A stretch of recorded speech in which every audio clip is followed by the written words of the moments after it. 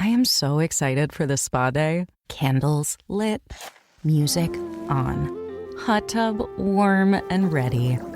And then my chronic hives come back.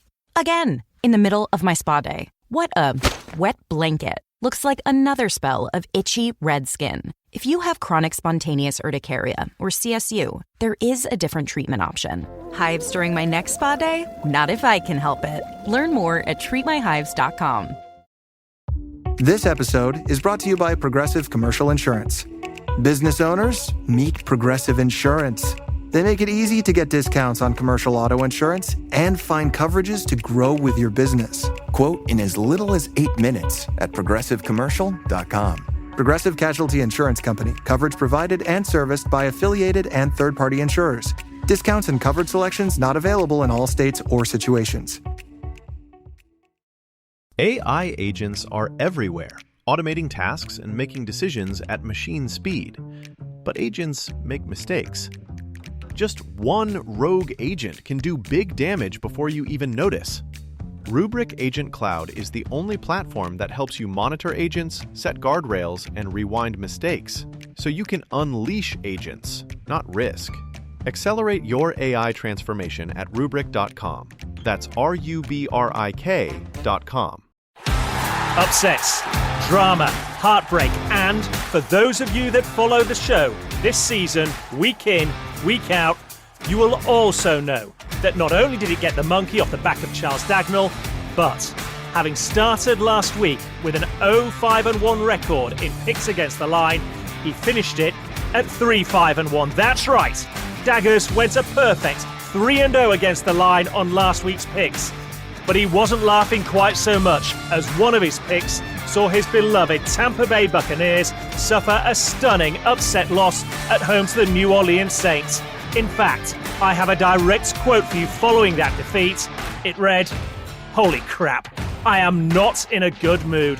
Well, Daggers, you were not alone. The Cowboys were brought back down to earth with an almighty bump, suffering a huge loss in Detroit, only for the Eagles to reignite their playoff hopes with an abysmal showing against the Chargers.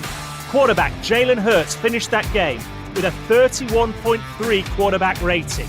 What does that mean? How bad is it? Well, put it this way. If he hadn't thrown a pass, if he had just decided to spike the ball on every single offensive snap in that game, his rating would have stood at 39.6. Wow. The Ravens' season goes from bad to worse as they lose at home to the Steelers. And for the Kansas City Chiefs, well, their goose may well be cut after they were handled at home by the resurgent Texans. What do we tell you, folks? It is the NFL, and on any given Sunday, any result is possible. That is why we love it. This is why we follow this game. There are just 4 games left to play for each team now in the regular season. The bye weeks are done. It's all down to business. So let's turn the page and look ahead to Week 15 in the NFL. Graves on Gridiron with Richard Graves. Hello, welcome along to the show. This is Graves on Gridiron. I am your host, Richard Graves. And yes, Daggers Charles Dagnall was a perfect 3-0 against the line in Week 14. I, on behalf of the show, however, had a winning record, but it was a 2-1 record, with the Falcons and Jets hitting the over in total points. Daggers was right about his Buccaneers. He said they wouldn't cover at -8.5 points. They didn't even win the game. I was a little bit more confident about them. I went on the over. Who was the fool there? I'll let you decide. And the Philadelphia Eagles, I warned you about them on last week's show. They went into LA as 3-point favourites to take on the Chargers with a banged-up quarterback in Justin Herbert and all. They left with a 3-point defeat, their tails between their legs, having lost in overtime. Jalen Hurts being picked off at the goal line with the Eagles in position to win the game. Lots of drama, lots of tension, lots of excitement, lots of pulsers racing fast because we are at the business point of the season. It's December football. Playoff spots are on the line. One slip-up can put a knife through the season, frankly. It can be done and dusted. We've got 3 more games from a packed Week 15 slate to look at, and there are a number of mouth-watering matchups this weekend. We are going to start with an AFC North battle It's the Baltimore Ravens with a 6-7 record going into Cincinnati to play the Bengals with a 4-9 record. The Ravens go to their division rivals as 2-point favorites for this game. But I've got a simple question for you. What on earth is going on right now with the Baltimore Ravens? A fortnight ago, they lost at home to the Bengals. Last weekend, they're at home again and they lose to the Steelers, 2 division rivals. And now they've got to go to Cincinnati and arrest this slump? Really? Well, if that's going to happen, they're going to need to show us some character, a lot more discipline. And they're frankly going to need to produce a performance that doesn't look possible right now, in my opinion. This is a team that's turning the ball over. They're making the kind of mistakes that you'd berate a school team for making. And they sure don't appear to have the kind of ruthless efficiency you need to win football games in December. Lamar Jackson, I've said this before, he just doesn't seem right to me. Ever since he came back from injury, he's turning the ball over. He's hurting the team with his decisions, but he's not alone on this Ravens team. As a unit, they've been turning the ball over in positions where they should be putting points on the board. And even if they don't gain another yard, this is taking points off the board by giving the ball back to their opponents. It's a team that right now is self-harming. And believe me when I tell you, they will be shown no mercy whatsoever this weekend in Cincinnati. The Bengals are not going to be involved themselves in the postseason. It's not mathematically impossible, but having lost last weekend in Buffalo, I think that effectively took care of any slim hopes that they still had of making the playoffs. But I've got to tell you, what I do see is a team with Joe Burrow at quarterback who for the second straight week were able to slice and dice the opposing defense whilst playing on the road. Look, the Bengals should never have lost that game last weekend in Buffalo. They were 10 points up well into the fourth quarter before Joe Burrow threw 3 picks on 3 successive plays. He doesn't need me to tell you, you cannot do that when you have a good defense, let alone a defense of the caliber of Cincinnati's right now, which is the worst in football. And yet, despite the season that they've endured as a team, I still see a Bengals outfit which continues to fight. And I'm not so sure I can confidently say that about the Baltimore Ravens right now. The Bengals still continue to put points on the board. They play with a passion and intensity, which I really feel the Ravens have been lacking over the last fortnight. And I've got to be honest, those traits, for whatever reason, just seem to have evaporated in Baltimore. Yet, somehow, we go into this game with a line set by the odds makers that pins Baltimore as 2-point favorites. Why? Please, anybody, just show me the evidence that gives you belief that the Ravens are capable of going on the road right now into their backyard of a team who handled them not 2 weeks ago when they were playing at home. Show me the evidence that tells you and that gives you any sort of belief that the Ravens can go into Cincinnati and win this game, because I don't see it. What I do see is a Bengals team who, as bad as they've been on defense this year, has played over half the season without the face of its franchise, and it's still ranked 12th in points scored. They're averaging a lick over 24 a game. In the 2 games since Joe Burrow returned to action, they've scored 32 against the Ravens and 34 respectively. Both those games being played on the road. What have the Baltimore Ravens given us?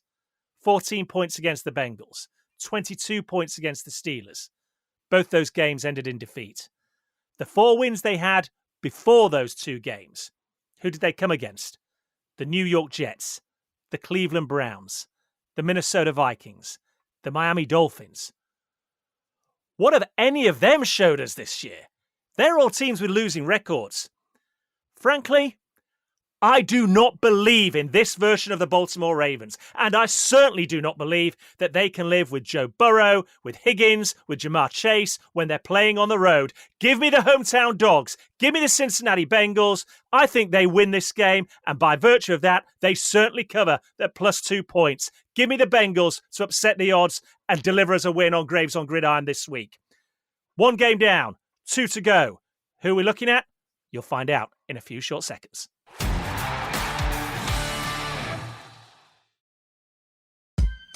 This episode is brought to you by NBA on Prime. The NBA on Prime is back with an exciting week of Emirates NBA Cup action. The knockout rounds begin with quarterfinal doubleheaders on Tuesday and Wednesday night. Then it's a semifinal doubleheader on Saturday. And it all culminates with the championship game next Tuesday night, only on Prime. If you're not a Prime member, sign up for a 30-day free trial to get started today. Restrictions apply. See Amazon.com/Amazon Prime for details. This episode is brought to you by McAfee. Yes! Playoff tickets! Just need to click here and... Wait, what? Fake site? Good thing McAfee threw the red flag. That would have been $400 gone. McAfee blocks risky sites so you don't pay for seats and other things that don't exist. Plans start at just $39.99 for your first year. That's cheaper than parking on game day. Learn more at McAfee.com/online protection. REI Co-op presents a perfect outdoor moment with the perfect gift. Picture this. You're ripping with your favorite person. Bluebird skies, blower powder, and frankly, you're skiing like legends. So sick. Another lap? Thanks to REI's curation, from lid to sticks, you nailed the gift. No way. How'd you know? Does it get more perfect than that? Give without guessing. Shop in store or visit REI.com. Graves on Gridiron with Richard Graves. Welcome back to Graves on Gridiron. We've already looked at one big AFC North divisional rivalry game between the Ravens and the Bengals.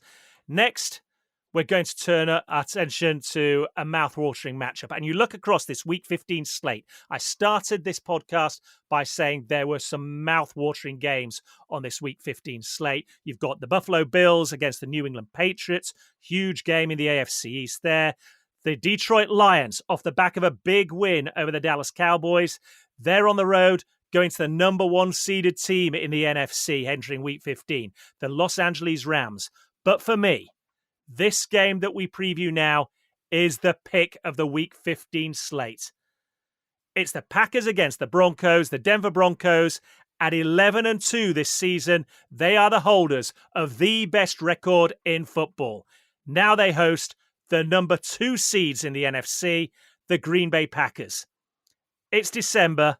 It's the time in the season when it's all about business. And Green Bay made a defensive stand to close out the game last week against the Chicago Bears. The Broncos went on the road to divisional rivals themselves, the Las Vegas Raiders, and they just had their way with that team. The Packers go into this game as 2.5-point favorites, and I get it. They have a ferocious pass rush. They've got Micah Parsons. They've got Rashad Gary. On offense, they've got a quarterback in the form of Jordan Love, who's been mentioned in MVP circles. And they can run the ball through Josh Jacobs. If defense wins championships, they look like they have a unit equipped to do so. Ranked number 5 overall, 7th against the pass, 9th against the run, 6th in points allowed. They're giving up bang on 19 points per game. But now they have to do what no team has done this year. That's go and win in Denver. That's right. The Broncos are a perfect 6-0 when playing at home this season. In fact, you can go all the way back to the start of the 2024 campaign. Since the start of last season, the Denver Broncos, when playing at Investec Field at Mile High, are 12-2. I asked on last week's show, are the Broncos the real deal? Who have they beaten, really? Well, I'll tell you something. If they get a win this weekend, no one can ask that question anymore. This would be a statement win, and you cannot escape the play of their defense. I've spoken about how well the Green Bay Packers defense is playing. Well, listen to these stats from the Denver Broncos. Ranked number 3 overall. Number 10 defending the pass. Number 2 when it comes to stopping the run. They're 4th best in points allowed. The Packers are looking good, giving up 19 points a game. Well, this Broncos unit is giving up nearly an entire point fewer per game at 18.1. The Denver Broncos have been specialists this season when it comes to winning tight games. They've reeled off 10 straight wins. 7 of those wins have come by 4 points or less. How many of the Packers won when the margin has been 5 or less? Well, their record is 1-3-1 in such games this year. That's right. In 5 games, where the margin's been 5 or less, either way, they've won just one of them. They tied one in Dallas. They've lost the other 3. Make no mistake, this is going to be a tight game, folks. I've just read off the statistics for both defensive units, and what I saw on Sunday was a Bears team in Green Bay trailing by double digits in the second half, who frankly ran the ball down Green Bay's throats and moved it at will. On 32 carries, they averaged 4.3 yards per carry as a team. Like Caleb Williams, the quarterback for the Broncos, Bo Nix, is more than capable of making those kind of plays with his legs, and he's got weapons in the passing game. That means the Packers cannot afford to load up against the run. If they do so, they will get burnt deep. So it comes down to who's going to be the difference maker in this game. Who can find the game-breaking play amid 2 top 10 defenses? Who do you trust more? Who's been there? Who's done it? Who's worn the T-shirt in high-pressure situations? Is it Matt LaFleur? Or is it Sean Payton? If Jordan Love's a genuine MVP candidate, this is where he shows it. And right now, I'll be honest with you, as well as he's played the last few weeks, I still need to see it. Much like the head coaches, Payton has the ring, LaFleur does not. Payton has already shown that he and his team can neutralize the top-ranked offense in football this season when they handled the Dallas Cowboys at home.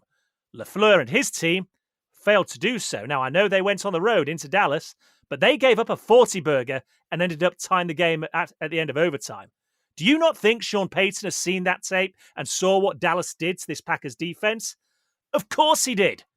So, is it an insult that the Denver Broncos, when playing at home, where they have a 12-2 record since the beginning of last season and are currently the holders of the best record in football this season, are 2.5-point dogs going into this game on Sunday? You bet it is. Give me the team that I pinned my colours to the mast to before we'd even seen a snap played at the start of the season.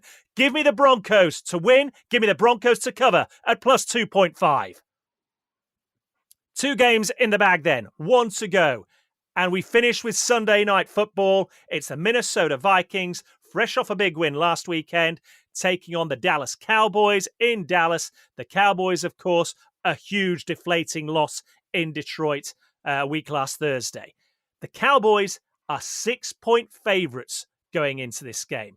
And last week I asked the question, does anyone want to face this Cowboys team right now? Well, do you know who did?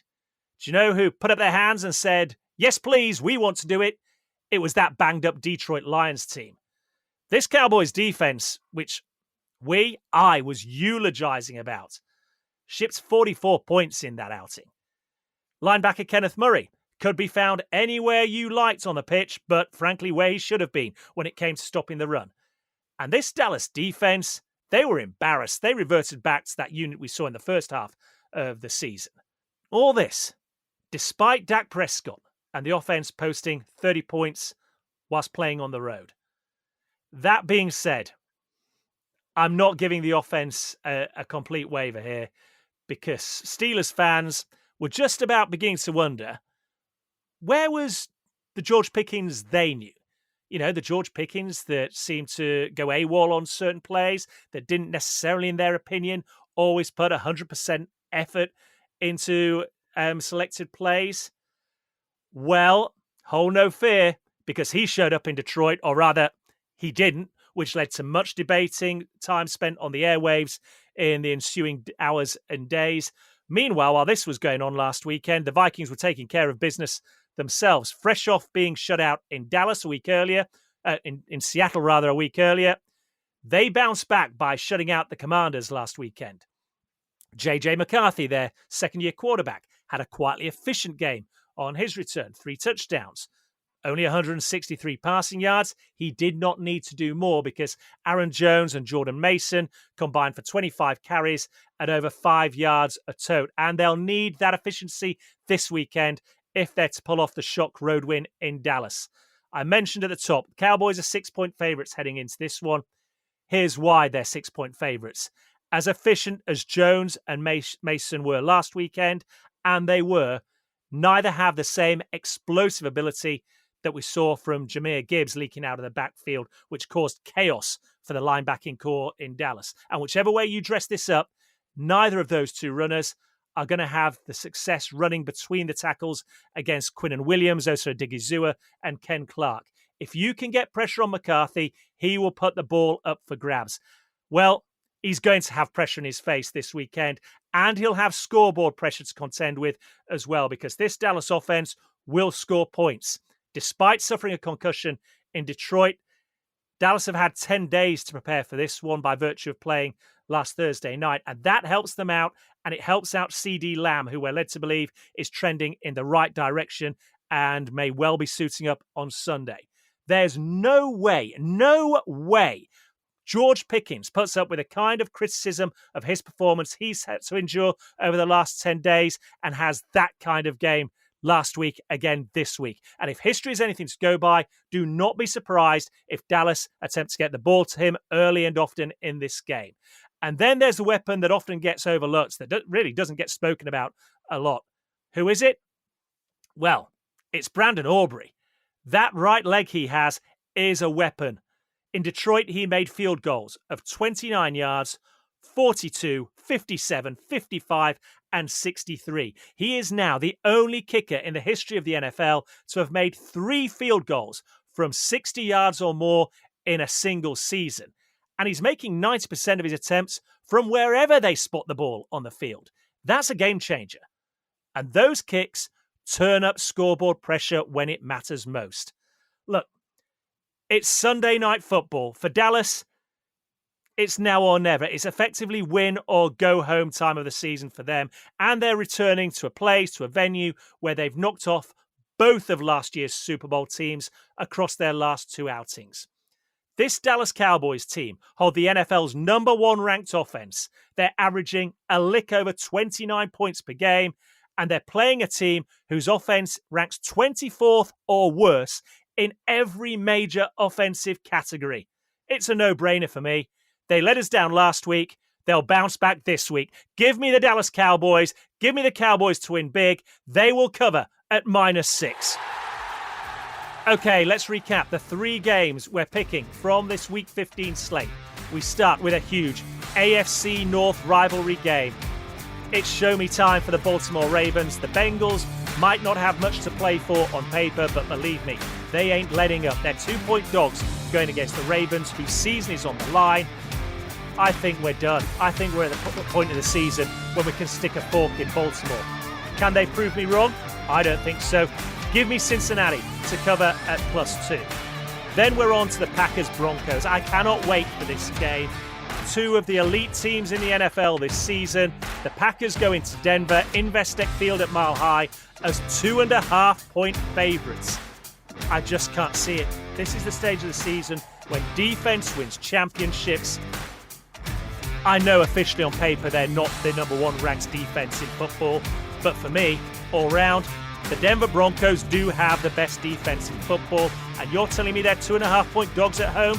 I'm not buying it, I don't believe it, and I'm not taking it. Give me the Denver Broncos to cover at +2.5. Before we finish on Sunday Night Football in Arlington, Texas, the home of the Dallas Cowboys, they have to win to keep their season alive. They're 6-point favorites, and I think they get the job done against the Minnesota Vikings.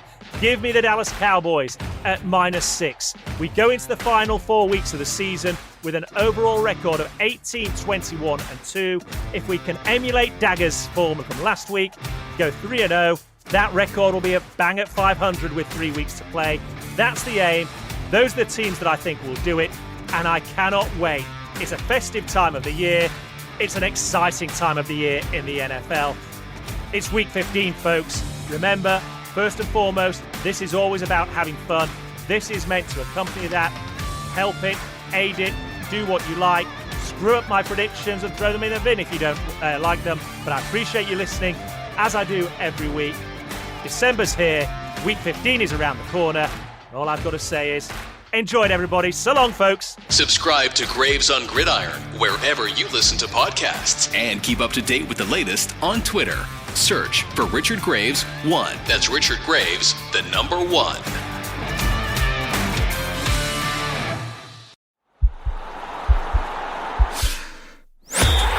podcast is part of the Sports Social Podcast Network.